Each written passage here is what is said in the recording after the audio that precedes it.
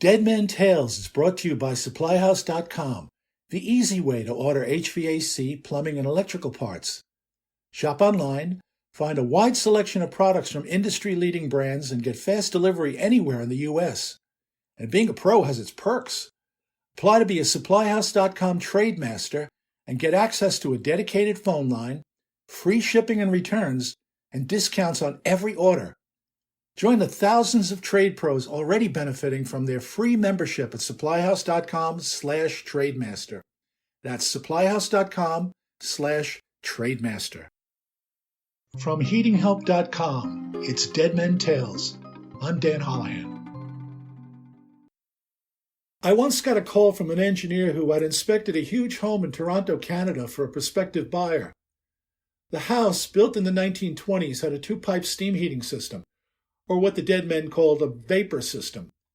The engineer had never seen the likes of it, but that didn't stop him from poking around. He noticed the boiler was in a 3-foot pit, and that didn't make much sense, but since he was the engineer, he didn't think he should admit that. So he poked around a bit longer, and then he started the boiler, which seemed to work just fine. It heated the house evenly and quietly, and that's what he wrote in his report. "The heating system is just fine," he wrote. The prospective buyer, who was ridiculously rich, bought the place based largely on the engineer's recommendation. The first thing the rich guy did after moving in was have the old steam boiler removed and a new one installed, but on the other side of the basement. Why did he do this? Because he could. Naturally, this upset the balance of nature that exists in every old steam system. All the pipes now pitched the wrong way, and the new boiler no longer sat snugly in its pit. This was not good. The system started to knock and bang in furious anger. Most of the radiators went stone cold. Water shot from the main air vents. The radiators rumbled like coffee percolators, and the fuel bills soared. And that's why the engineer was calling me. Now, I realize this story may send you screaming from that next old steam system you run into, and if old stuff scares you, that may be the best thing for you to do. But if you're looking for a market niche with little or no competition, you should prepare yourself for the old stuff and then take it on with a big smile on your face. It's not that difficult. You just have to keep the following basic principles in mind and then step lightly. There has never been a steam system that didn't need to be vented. If you don't see the vents, you're not looking hard enough. Steam pipes are never empty. They're always filled with either steam, air, or condensate. Many contractors have messed up by forgetting about air because they can't see it. But air is very real, and where there is air, steam will not go. To get the steam to go where you want, you have to vent the air. Old systems had some pretty weird-looking air vents. Poke around, you'll find them. If they're plugged, replace them. Main vents are crucial to steam heating. Every steam system needs main vents near the ends of the mains, even if there are vents on the radiators. You have to treat the air in the mains and the air in the radiators as two separate challenges. If you remember this, your heat balancing problems will go away. Main vents, when properly installed, can work wonders. Steam traps create steam distribution.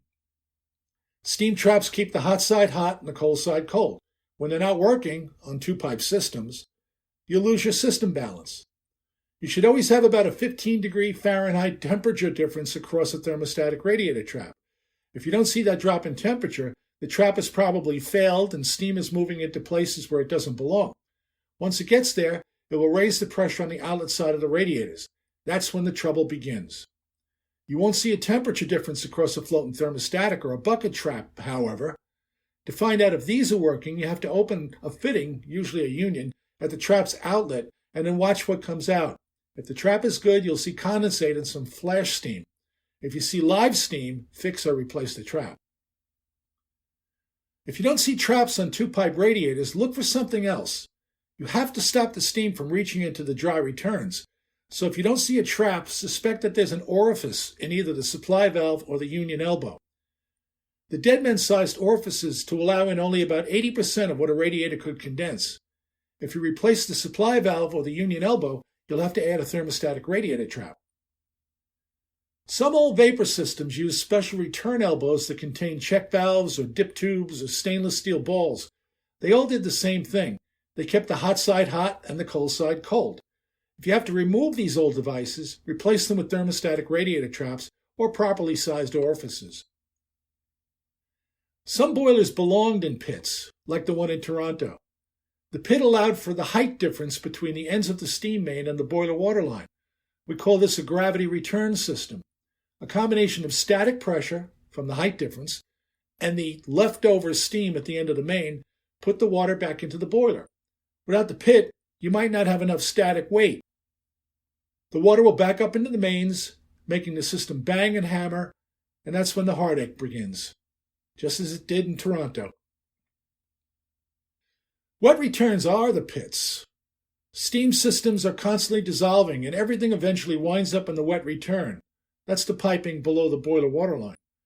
And once enough sludge settles there, the condensate won't be able to get back to the boiler. Instead, it will back up into the mains and cause the pipes to hammer, usually in mid-cycle. If you see an old wet return, assume they're clogged until you've proven otherwise. Flush them through with a hose and see what comes out. In many cases, you will find stuff left over from the birth of the universe in there. Replace those old returns if you can, and it's okay to use copper on wet return lines. Note, too, that a partially clogged return is more likely to be a problem with the replacement boiler than it was with the old boiler. That's because a replacement boiler holds less water than an old boiler. It can't afford to wait for the condensate to return through those clogged pipes. You wind up with a boiler that goes off on low water all the time. Steam boilers need to be cleaned after you install them, and I honestly don't see how you could do this properly in less than a day. If you don't figure into your price the time it takes to clean the boiler and the system piping, you're going to have a steam system that knocks and hammers and goes off on low water and drives both you and your customer nuts. Steam heating pipes can support just so much radiation. If you connect too many radiators to a steam main, some of them will never get hot.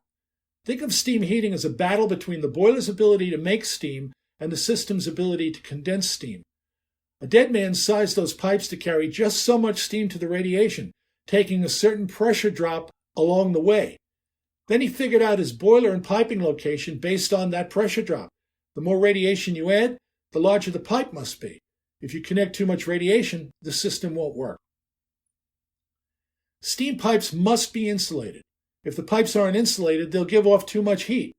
As the pipes give off too much heat, the steam will condense. And if the steam condenses in the pipes, it will never reach the radiators. That's why the dead men insulated their steam pipes. They used asbestos. Don't think you can remove asbestos and not replace it with some other insulating material. If you leave the pipes bare, you'll wind up with a cozy basement, but the folks upstairs will freeze and think ugly thoughts about you. You can heat any house in the world on less than 2 pounds of steam pressure. I don't care how big that house is. You can heat it with extremely low pressure. How do I know this? The dead men told me so. They wrote it all down in these dozens of ancient books I have on my shelf. The pressure you need depends on the size of the pipe, not the size of the building. If you lower the pressure, the steam will move more quickly to the radiators. I know that doesn't make sense, but try it once and you'll see what I'm talking about. When in doubt, crank it down. The piping around the boiler is crucial to the boiler's operation. Today's steam boilers are ferocious. They jump all over that old piping with a combination of steam and water. To be successful, you have to dry out the steam before it hits the building. That's the job of the near boiler piping. It dries out the steam. Nowadays, boiler manufacturers consider the near boiler piping to be a part of the boiler. If you don't follow their piping instructions, you will fail miserably. And who needs that sort of an adventure? I hope you liked that story, and if you did, please share it. And if you haven't already, please subscribe to this podcast. I have many more Dead Men Tales to share with you, and I appreciate you taking the time to listen. It means a lot. Thanks.